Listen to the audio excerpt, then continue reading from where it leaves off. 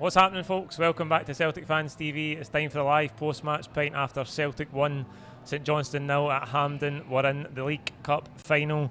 I've got Scott here with me. We're in Malone's Bar in Glasgow. Scott, what is the atmosphere like down the stair? Down the stair, superb. Comparing it to Hampden, not quite as good, but a close second. Aye, it's good, innit? It's good. If you're in the area, pop in, have a beer, join the atmosphere. Scott, tough game today, wasn't it? It was hard going at times. St Johnstone made it difficult for us, but in the end, we got what we needed. All in all, it was quite difficult to watch. See, when the game started, first 30 seconds, couple of minutes, I thought, you know what, it might create some chances today. But it totally tapered off. I feel it was really hard for us to get the ball on the deck. There was a serious lack of any type of football being played. I thought they pressed us. They took their chance. They took their opportunities to press us high well. So they wouldn't press us high all the time, but when they did, they were quite good at it. To the point where Joe Hart's nearly sold the jersey. Oh my God. I can't believe it never went in. I've not slept the night thinking about it. Everybody was screaming, like, get rid of that, get rid of that. And he's just let it drag, and that could have went in any other day. And if it had went in, it could have been a totally different game because we didn't create a lot of clear-cut chances. Scott, I was just saying to you that St Johnstone, they were well organised and they did presses. They picked their moments, as you said. They were high sometimes, and then they were waiting for us to get towards the halfway line. And they did restrict us, but I just thought we never moved the ball quick enough at times in the first half. And it's a game where a lot of people said it around about me, and I talked about it outside the stadium with some of the guys as well. Maybe missing Tom Rogic in a game like that to just stop Mark. Aye, maybe, but I feel like if Tom Rogic was in the same position that Turnbull found himself in, Beaton, Callum McGregor, in that middle of the park when the centre-backs have the ball, we always kept going to the wings. And I get frustrated at the amount of times that maybe Ralston had the ball and he could have gave it to Abada to go one-on-one with his man and just, you know, go to the byline. He just decided to go back to the centre-back. And that frustrated me so much because I'm like, see if we're not creating anything and we can't get the ball to the guys in the middle of the park, then give it to your winger and just let him run and try and get by his man, and hopefully Kyogo's there, you know, getting in front of the line. But we never done that, and I felt like it was quite risk-averse, and it didn't really work for us in terms of chance creation, so that frustrated me. I felt like we were risk-averse as well when the centre-backs did have the ball. They were looking to go inside, and there was space, there was a player, there was a Beaton or a Callum McGregor or a Turnbull who was sitting with maybe 10 yards of space on each side. And don't get me wrong, it's not a 5-yard pass, right? It's a pass that you need to fire into feet. It needs to be accurate, you need to fire it into feet, and it needs to be a good touch. But then if you take a good touch, you're there, and you can maybe give it to a winger. We weren't taking that chance, and that is the most frustrating thing. Do you know I thought there was one at the end of the first half where the ball goes into Kyogo and he flicks it in the corner, and there wasn't enough of that, but it was all too safe. Aye, Kyogo was even coming deep at times, but everyone was just in front of St Johnstone, and as you say, we went wide and it wasn't happening. We weren't taking MD on, and actually towards the end of the first half, Kyogo does that flick round the corner, and we get probably the only real chance that I don't know who it is that tries to finish it, but it gets blocked for a corner. It's the only real half chance we created in the first half. So we had to do that. That brought somebody out of position. Kyogo's wee flick round the corner. As you say, we just needed to take more risks because it was all too safe in the first half. Totally. I even seen positions where Kyogo could have made a run, and just vision. I think we were lacking a bit of vision today. Because if you anticipate the pass and you play a decent ball in, and if Kyogo can't get there, it is what it is, but you're taking a chance, and if it pays off very well instead of just going back to the centre back. Carter Vickers played really well. Joe Hart, you know, had a couple of shaky moments. The jersey, a couple of shaky moments, mate, but apart from that, quite difficult to watch. Jota was really good though, and then James Forrest changed the game. Aye, Jota, I thought obviously not as good as he's been recently, but still so important for us going forward. It seems like all of our promising attacks come down the left hand side, because Abada on the other side today, just on the periphery again, wasn't he? He's just hot and cold, Abada. Aye, he's inconsistent, and I don't think he got a lot of service today. When he did get service, he didn't do much with it, so maybe, I don't know if there was maybe a bit of bias there where people were like, let's try and no go down the right and try and get it to the left if possible. I don't know if that had happened, but I think maybe if he had a bit more service, if he had a bit more confidence, he should have been trying to get to the byline, because he can do it. But aye, generally terrible to watch. I don't know why. Do you think James Forrest is at the level now where he can come on and play 90 minutes, or do you think it's still... I think so, aye. The manager was saying during the week he's got 2 good weeks because he wasn't away with Scotland, 2 good weeks of training in, and he looked sharp to me. So do you think it's a bit strange that Abada's still starting? Would you keep Abada in there, or do you think I James has done enough? I think he's done enough. I don't think Abada will start on Thursday against Leverkusen, and certainly no next Sunday against Aberdeen either. I think James Forrest is going to be the first choice in that position. He's experienced.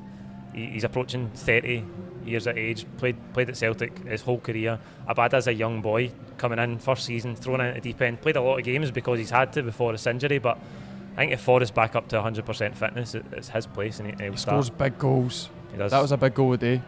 And it was difficult as well because the goalkeeper's coming out, and he's a big guy, and so you really need to get the shot away, no right in front of the goalkeeper, but he's maybe going to come through you as well, so you need to be confident, put your foot right through it. He's done that. Like, that was a difficult finish. At height. And he done the right thing as well in terms of, I thought it was a clear hand ball, and I was almost waiting for the referee to make a decision, but Forrest just balls there, smashed it in. Like, don't take a chance. Exactly. So he done well, put it away. I thought he did make a big difference when he came on, James Forrest. Cut inside the pitch a lot, which at times you want wingers to go to the byline, but I thought he was dangerous when he came inside. And in the games where it's 0-0 for ages, you know what St Johnstone's game plan is. They want to keep the game at 0-0 for as long as they can and try and nick a goal. They only really shots for distance, apart from we had a couple of shaky moments, as we've said, with Hart with the ball in our own 6-yard box, but only really shots for distance. Just when it's 0-0 in a game like that, you don't want us to concede the first goal, do you? It would have been totally different, mate. It would have been really nervy. Atmosphere would have totally changed, and then they've got something to hang on to, and that can become really different. They maybe wouldn't have pressed us as high, and I think when they did press us quite high, if we did get through it, we found a bit of space. Maybe Callum McGregor could turn and play Jota through. So it would have been probably the worst game to watch, to be honest with you, if they had got a goal. Aye, we did get better in the second half though, and as you say, when we go a goal up, St Johnstone do come out a bit, trying to get back into the game, and we had a couple of chances towards the end. Jota has a great chance actually. I think it's a great block. I don't know if it's Rooney. Blocks it out for the corner. Jota should maybe have finished it, and then Mikey Johnson goes round the keeper at the end. Aye, could maybe have cut it back, but the game did open up, and we could maybe have had one or two more at the end. I don't know if we're talking about the same chance, but Jota had one where he kept dribbling and trying to fake shot, and you're kind of desperate for him to shoot. He wants a clear shot at goal. Aye. Something that Edward used to do a lot, didn't he? He wanted a clear shot at goal because he's capable of getting by players. I feel like, to be honest, a 1-0 is probably what we deserve, because we didn't create a lot of chances today. Clear-cut chances, I really don't think we created a lot. Do you know how many shots on target we had? No, I've not looked at the stats. No, a lot. I don't know what it is either. No many. No, I'd say less than 5, 6 maybe, tops. But we're in the final, and that's all that matters. And it's important that we can win a game like that, because we've had a couple of games this season already. Livingston twice, where they've stifled us. They've played deep, they've defended well, and we just don't have the answers. But we found an answer today, and we get into a final, which is massive. Every game isn't going to be total pure Celtic football. Sometimes you're going to have teams that sit in, like we really struggle with teams like St Johnstone and Livingston, and I think we really need to find a way around it. Today we did find a way around it, so it's good that we hit the clean sheet as well. They're no mugs. They're a threat from set pieces, and we really limited how many set pieces that they really endangered us with. So buzzing to get through the final, and unbelievable atmosphere. Oh, it was brilliant. And just as well, see the display, phenomenal. The display at the start, just Bertie with the green and white behind it, that was superb. And then 6th, 7th minute, that was something else on it. Unbelievable. Aye, it was brilliant. I was in the middle of the display, so I couldn't really see it, but I've seen some pictures and it looks brilliant. As you say, the atmosphere, I think it's worth a mention tonight, because the crowd was absolutely brilliant. We know it's Saturday night at Hampden, so everybody's had a few bevies before, but the atmosphere was brilliant from start to finish. Loved it, honestly. Even though it was a tight game. Aye, we stayed behind them, because it was quite boring, and fans can get a bit bored during the game. I guess a wee bit quiet, but that never happened today, which is brilliant, and it really helped the team. Good marker for us, good bit of progression to get to a final. What are you making of the progression the team's making? Talking to Martin outside, he says we're getting stronger as the weeks go by, and these wins, again, getting to a final, winning tight games like that, getting a run together builds the team's confidence. Totally, we're getting a lot more consistent. Consistency breeds confidence, so I'm getting a lot more confident in the team, and see coming through games like that where you know that something could go wrong. They won it last year. They're a good team. He really knows how to get results against big teams. So that's a different kind of game where the pressure's on. Do you know what I mean? A lot of players there hadn't played at Hampden before, hadn't played in semi-finals, or do you know what I mean? There's pressure there, so it's a good thing to see that Ange's instilling confidence in players. He's bringing the best out of other players who some people have written off, and just generally we're getting results that we really need to get. Aye, and you see the connection at the end again. Every week, the connection between the players, the fans, and the manager is there, and that's so important for us. You say we stuck with the team today. Not an exciting game, not a lot for the fans to feed off of. Obviously, there was the emotion with Betty Auld and stuff, but the atmosphere was always there. We stuck with the team, and then the celebrations at the end, brilliant again. That's something that galvanises the whole team going forward. Totally, it's a bit of momentum. We just need to keep building momentum, and it seems to be paying off. Do you know what I mean? The results that everything that Angie's been promising seems to be coming true, and we've had some slip-ups along the way, and we'll still have slip-ups in the future, but that's football. Like, it can't be clinical all the time, but all the signs are positive. Right, this is live. Obviously, you can vote for your man of the match, and the poll that's running, over 100 votes so far. Jota's the runaway winner, mate. What would you make of that? Did you go with Jota? I think Carter Vickers is worth a mention, because even though St Johnstone didn't offer much today, he dealt really well with Kane. They had that clash the last time we played them. Thought he won everything in the air, defended well, and as I said, in a tight game like that, we can't afford to give anything away, and Carter Vickers brilliant for me. He was good. I did pick Jota. I think that Carter Vickers, I don't know the stat, but like for watching the game, he probably had more touches and more time on the ball than any other player in the team, because of just the way we play.